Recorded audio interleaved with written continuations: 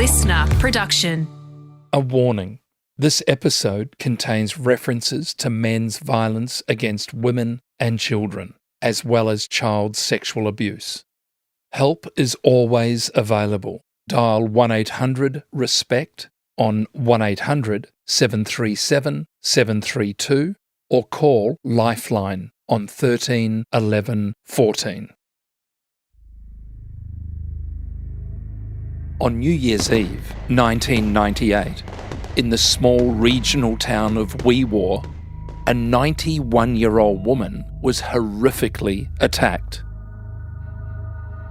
Incredibly, the victim survived and quickly notified police of the attack.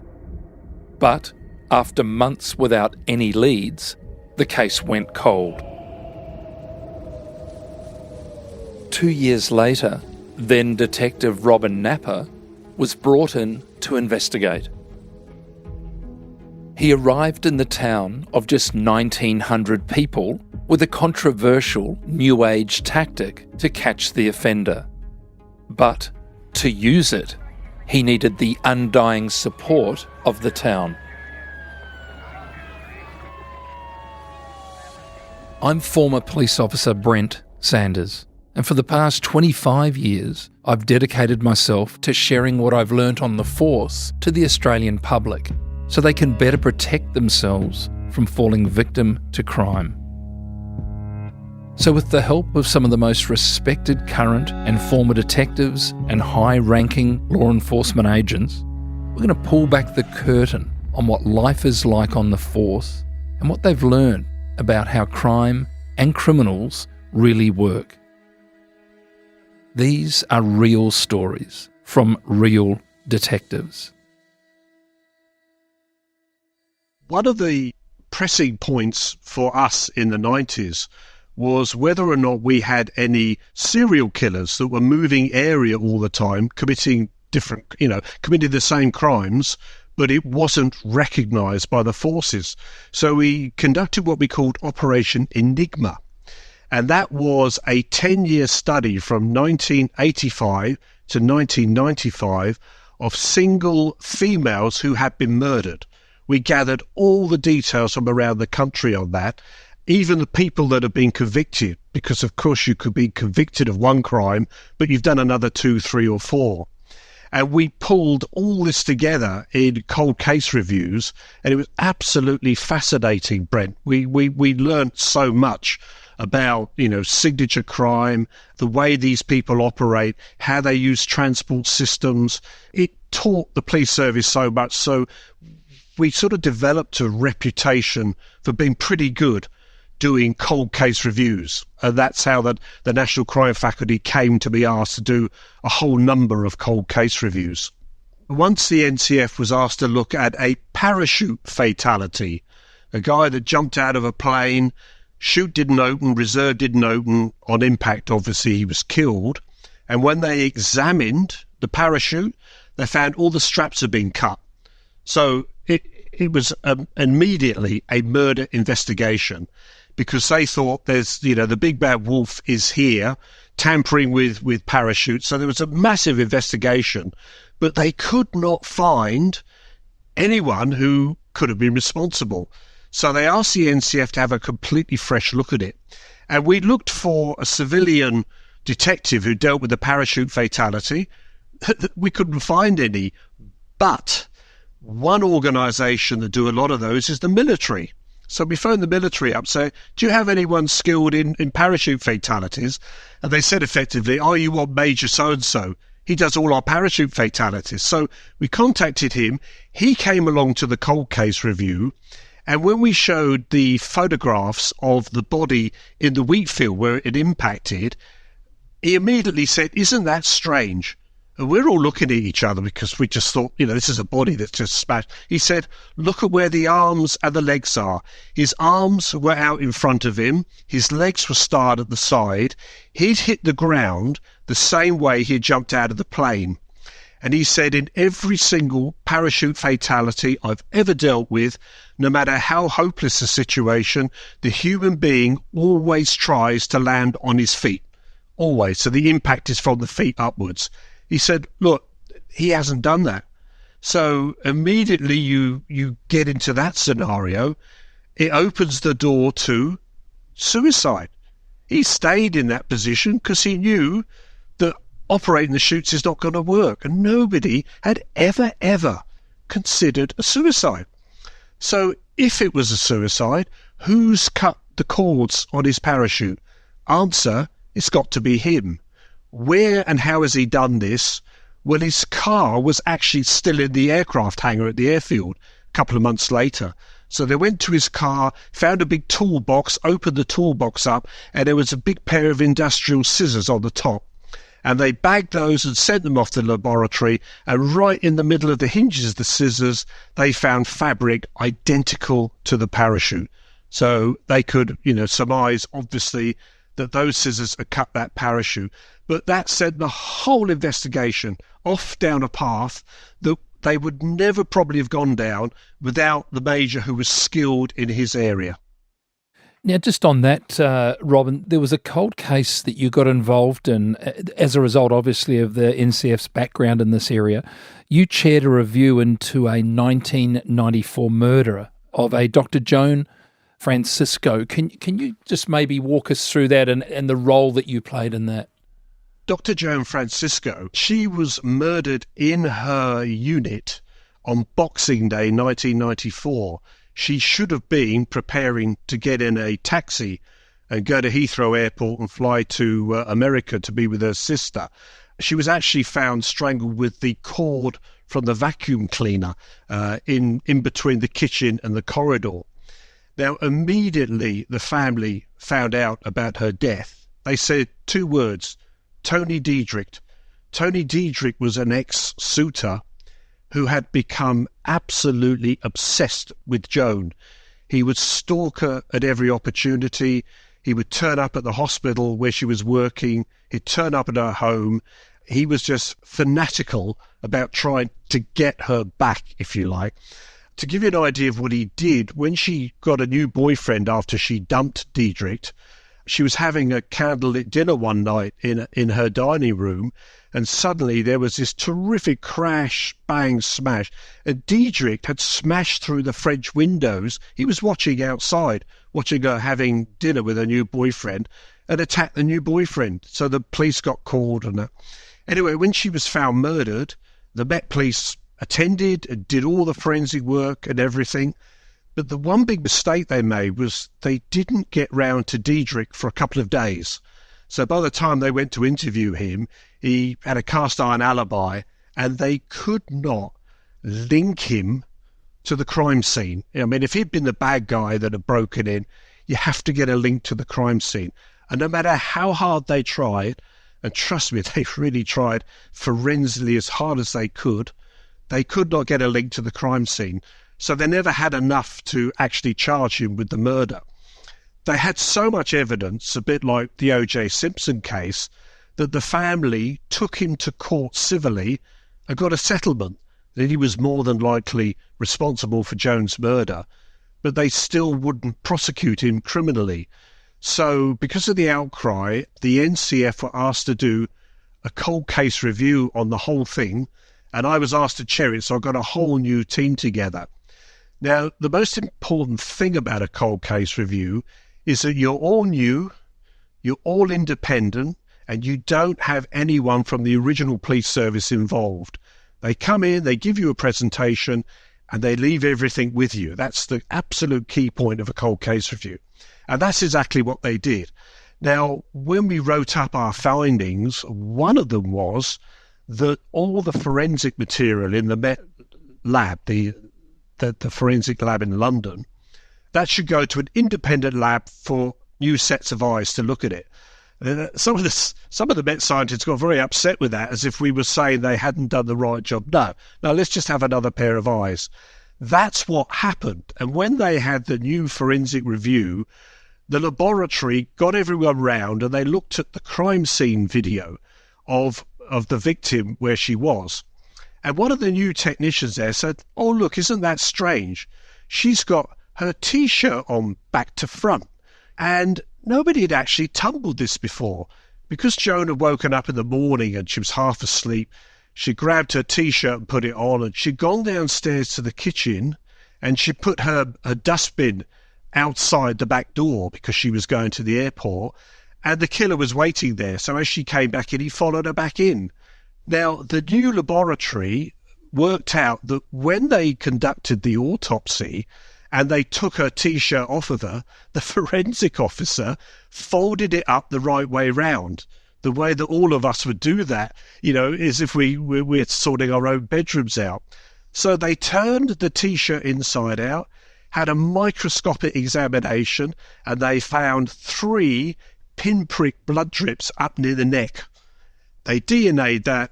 Guess whose it was? Tony Diedrich's DNA. And Joan had obviously scratched him while he's strangling her with a cord. But when you turn the T-shirt inside out, you can't even see it. That's so interesting, isn't it? Because we do think, and we're probably fed a fairly healthy diet of this, Robin TV, crime scene investigations, DNA, and that DNA is sort of like this magic sort of fairy dust that solves all these crimes, which in some cases, of course, in some ways it does. But what I'm taking from that wonderful story there is that's DNA hand in hand with very high level investigative skills. And in this case, somebody looking at the body, and then it's the DNA that confirms that, isn't it? It's like you don't get one without the other almost. It's just another tool in the toolbox. And you deploy all your tools when you're dealing with the death of a human being, however that may have occurred. Robin, around 1998, you did 2 tours of Romania to basically assist the newly emerging civilian police service at the time. Can you chat to us a little bit about that and what that uncovered over there? Romania had been ruled by Nicolae Ceausescu, who was just a very brutal dictator who just bled the country dry. There was no money left. The family and the regime had stolen everything. So when his whole regime collapsed, they were bankrupt. And amongst the debris, there were children's orphanages, and they reckon about 60,000 children were just pushed out on the street with nothing. These kids were starving. They were from babies upwards. So all the charities in the world, like Oxfam, Save the Children, were all rushing to Romania to try and help and save these children. Now, unfortunately, because of the world we live in, Brent, that also included a number of paedophiles, because, of course, you've got children there virtually on offer to these people who are starving, and for a meal they would do absolutely anything. And the charities themselves could see the paedophiles at the Gardinor train station, on the streets, and they were telling the new police, you have got to stop this. But the new police, the new civilian police, didn't understand the fact that adult males could find children sexually attractive. So they had to be taught, this is part of civilian policing. Now, I went over and did a series of presentations around Romania because of the work that I'd done in prisons before, the way that paedophiles network and how paedophiles operate. And one of the things I tell them about is positions of power. Just because someone says, I'm a teacher, I'm a scoutmaster, I'm a policeman, I'm a politician, doesn't mean to say they're not paedophiles. They come in all shapes and forms, you see. And I'd say to the audience, has anyone had any experience of this? And invariably nothing would happen. But on one of my presentations, a hand went up at the back, a guy in his late 20s. And I said to the interpreter, please ask him what happened. He said, last year, a mother brought her 6-year-old child down to the police station, and she wanted to make a complaint. Her child had been sexually abused by the school headmaster. And what he told his mother was that the headmaster had come in the class, he'd pointed him out and told him to follow him down to his study. The 6-year-old kid had no idea what this was about, and this 6-year-old kid was absolutely traumatized, as you can imagine. But he told his mother. And now the fact that the mother would actually go to the police in the first place was groundbreaking. So this young detective listened to this boy's story and said, okay, I will go and interview the headmaster. So he goes down with a colleague to see the headmaster, and interview him, and he said the headmaster was very angry.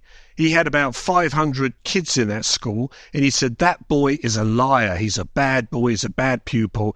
He said he completely overreacted to what we were saying because, of course, we didn't know if the child was making this up, you see. So they said when we left, we went back and saw the boy and said to him, look, here's a piece of paper. Can you draw me a plan of the headmaster's study? Show me where the desk is. Show me where the window is. Show me where the door is. And show me where the sink is. And he drew this plan, and it was identical because they'd just been there in the morning. So he said to this young lad, do you know if this has ever happened to any of your friends? And he remembered one of his friends had been called out a month before by the headmaster and never ever spoke about it. So they went to see this young lad and managed to get him to open up. Exactly the same thing had happened to him. He then spoke to him, do you know anyone else? And he got, in the end, Brent, 5 children who had all had this done to them. And with all these 5 children, he got them to draw a map of the headmaster's study to show that they had actually been in there or where the door was and where the windows were and everything. And at the end of it, he said, I then went to see a professor of chemistry at Bucharest University. And I said to the professor, what are the constituents of semen? He told me. I went back and saw my 5 boys. They all said the same thing. He said, I knew then he was guilty. And I went and arrested him, and he's now in prison for doing 30 years imprisonment for all the attacks on the children. And I was getting this through an interpreter. And I looked at the class, and everyone was turning back, looking at this boy at the end. And I thought, you are an absolute natural. You haven't been taught this. You know, you haven't had the experienced colleagues helping you do these investigations. You are an absolute natural. I was complete. And the good thing about it, Brent, was the fact that everyone in the class that day learnt a lesson about how to deal with children that come in and complain about being attacked sexually. You know, to listen to them, to check out their story, to use any forensics you've got. And there I am in the middle of Romania, in the middle of nowhere, and I got someone as talented as this in the audience. It was just an extraordinary experience. It's interesting too. I just listened to this story, and we're going back to 1998, which in the scheme of things is not that far back. But like you said, very little, if any, concept within the general population of Romania of paedophilia and that type of thing because of the absence of civilian police and investigations and media and that type of thing. You know, they've gone from a military regime. It must have been so interesting for you to be involved in these sort of almost embryonic stages with these investigators. But and also, of course, the other barrier is how courageous the mother was to bring the son in to launch a story about the principal, which again in that environment would have been a person of very high standing and all the likely ramifications of that. Correct. We police in a democracy by consent. We need the people to be with us. We need the people to trust us. And the fact that that mother trusted the new emerging civilian police force was a massive leap of favour. It really, really was. It shows that we were having an impact. You know what I mean? We were changing the country for the better, going from, if you like, the medieval times to the new time. I mean, how long had that headmaster been doing that? That evil, sick, wicked man, how many years had he been doing the same thing? And being the headmaster, his own teachers wouldn't have even questioned him. Why are you taking these children out of my class? So it was a very salutary experience for me. Now, the police officer who relayed that story to you via an interpreter, I know you did a couple of rotations up there from Romania, but I've got to ask, did you ever hear how he went, how he progressed, or, 10, 15 years on from that? No. In fact, when I came back for my 2 tours, I then left and came out to Australia. I'd like to have put him in my cabin luggage and taken him back with me. I could have made a Sherlock Holmes out of this guy. He was just, you've come across them in the job, Brent. They're just naturals. They've just got it there. And without any training, without any teaching, he knew how to deal with that mother, and he knew instinctively how to deal with that child. It was absolute breath of fresh air for me. And there's naturals, and you and I have had the pleasure of meeting them, but being a natural in that environment and being able to make your way up through to have that clarity of thought, that's quite incredible, isn't it? It was astounding. Absolutely. I stood there and I thought, am I hearing this correctly? I've never gone to a professor of chemistry and asked that on any sexual case I've dealt with. And he's come up with this on his own. The guy was just an investigative genius as far as I'm concerned.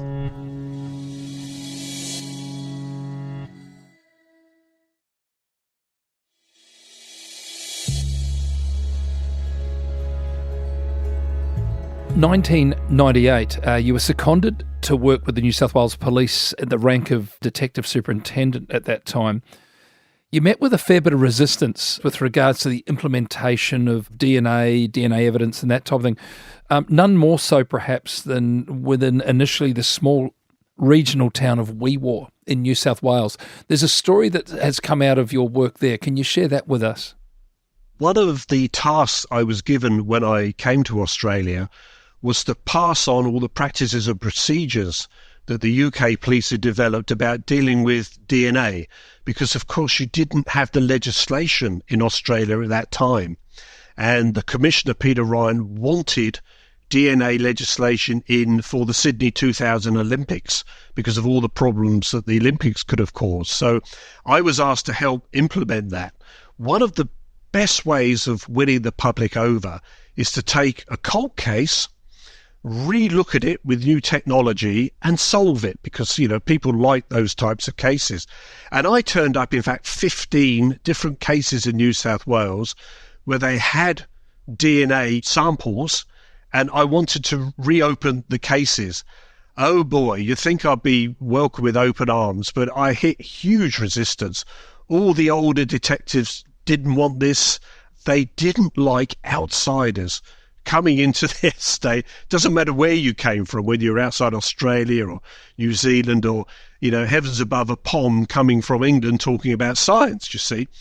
One of the cases I wanted to look at again was a dreadful attack that happened on New Year's Day in 1999 on a 91-year-old woman in her own house.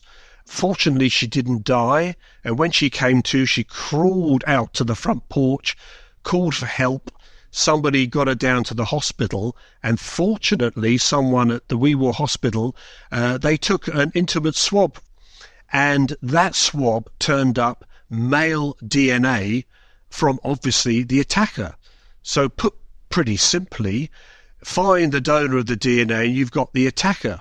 Now, I wanted to use this in what we call an intelligence-led DNA screen, go into the community and ask them for their cooperation to do what we call a screen within. That was the easy part, Brent. 99% of the Wee Waa community wanted this person caught. And they said, come, we would do whatever you want, as long as it's lawful, do it. They were having, would you believe it, sleep-ins together so that two or more would sleep in the same house because they were so terrified of what had happened. Anyway, I put the case up and I did a plan, operational plan. It was all kickback. No, you can't do it, you can't do it. And one of the really sad things for me was that one of the guys in the office took me aside once and said, Robin, he said, you need to realise that this is crime agencies. They deal with homicide and organised crime. He said, they won't be interested in, quote, an old Sheila that gets banged in the bush. That was the culture. I was horrified. That was their whole attitude. Anyway, in early 2000, there was a new deputy commissioner appointed, Ken Moroney. And Ken was cut from a different cloth. He was progressive. And I had to brief him about the DNA technology and about cases that could be solved, and he was completely taken with the Wee Waa case. He said, what would it take to solve that? And I said, it would take this number of people, it would take us going there, doing X, Y, and Z. He said, right, go and do it. And he overruled all the other detectives. So in April 2000, we went down to Wee Waa.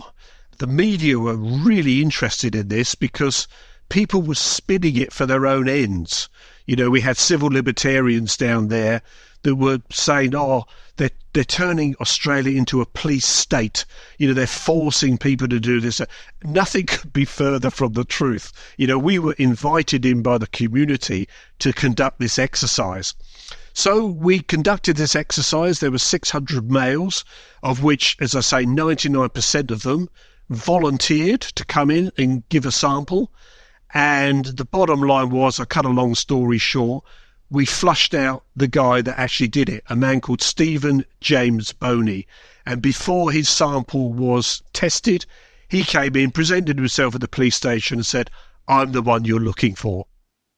Robin, we were talking off air about this. It's just that whole 6 degrees of separation, isn't it? I was, in fact, in and around Wee Waa in the week leading up to that back in late 98, 99. Just a set of quite strange circumstances. My wife and I and our very young daughter at the time ended up having Christmas with friends at Burren Junction, and you'd know the lay of the land up there. Burren Junction borders on to Wee Waa. When I came back and I heard of that terrible, terrible case, of course, that literally happened about 24 hours after we left, then it all went sort of quiet, as those things often do. But it's so interesting to talk to you now because, you were very much behind some 15 months or thereabouts after the incident, pushing for that DNA. And I know guys in the area who went in and provided their DNA. I have quite a large number of people I know who are in that age. I think it was an 18 to 35-year-old demographic that they wanted those males to come forward. Just so interesting for me personally to hear the backstory around this, Robin. We had a quite brilliant criminal profiler called Christina Illingsworth, who did a profile on the attacker. It was remarkably accurate, Brent. She was a serving female police officer in New South Wales Police. And a lot of the older detectives wouldn't work with her, basically because they didn't want to be shown up. She didn't have an ego at all. She was just very good at what she did. And Christina was the one that came up with the parallels that we actually worked with. She utilised the SCAN principles. SCAN, scientific content analysis, when you look for people that are lying on paper. And she did up a questionnaire which we did to people as we went around. And one of the questions was, what should be done with the offender when he's caught, right? Now, everyone who filled that in said, he should be hung, drawn and quarter, he should be this, he should be that. Only one person said he should be given a second chance because he might have had a bad time, and that was the offender himself. And people say, he wouldn't do that, would he? But he did, because you're not looking for Albert Einstein. You're looking for a violent rapist. And he just let himself down on the scan form. I wasn't aware of the criminal profiling because that's another thing that, compared to the UK Scotland Yard, and I guess it's a population thing also. We don't really, in the Australian Police, have full-time profilers and that type of thing, but we do have police that may have had some additional training in that. I've no doubt that Christina probably undertook that training herself under her own bat to gain the knowledge that she did. Christina Illingsworth, she did the FBI course over in Quantico. She then came to London, where I met her when she came down the crime faculty.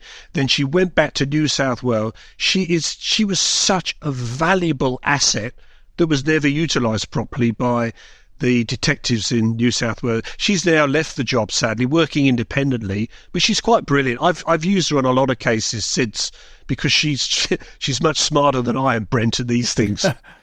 And some of those, I think, if I remember rightly, Robin, a lot of those scan interviews and some of that info, they were done in the pubs and stuff around Wee Waa, weren't they? I think the police going into the local pubs and it's building on that sort of community outrage of a crime such as this, which ended up, of course, flushing the individual out. And he would have received a fairly high-level custodial sentence, I'd imagine, Robin? Not high enough. I think it was only about 8 years, which I thought was dreadfully lenient. The other thing I need to add as well, people that gave their DNA sample gave it for one reason only, to compare to the crime scene sample. As soon as it didn't match, it was destroyed. So all the people there, everything was destroyed afterwards. Nothing was kept because, of course, that was the deal with the community. We would just test it against the crime scene sample. If it's not you, it's destroyed. So it was all destroyed afterwards. And also bearing in mind too, 90, 98, 99, even 2000, this was a time where DNA was a fairly new sort of an addition, fairly new concept. So we didn't have the parameters that we do now, whereby in a police investigation, suspects of certain offences can be made to provide DNA. That wasn't present back then, was it, as part of a... There was no legislation at all, Brent. No, this was all new. This was exploratory. I mean, Wee Waa, in a sense, was a guinea pig to how good the technology could be. I mean, if you go and ask 99% of the people in Wee Waa, they think it's wonderful because they were affected by the crime. But the sad thing is that Australia still hasn't completely embraced DNA. I don't know if you know, but every state has its own database. Now, there is a central database in Canberra called CrimTrack. So theoretically, you could put all the cases together. So if somebody commits a crime in WA and they move over to South Australia, they could be picked up. But to put your samples on CrimTrack, it's voluntary. It's voluntary. It still is voluntary. So a lot of detectives in a lot of states who don't want other people looking at their old cases, they hold them together and they don't hand them over.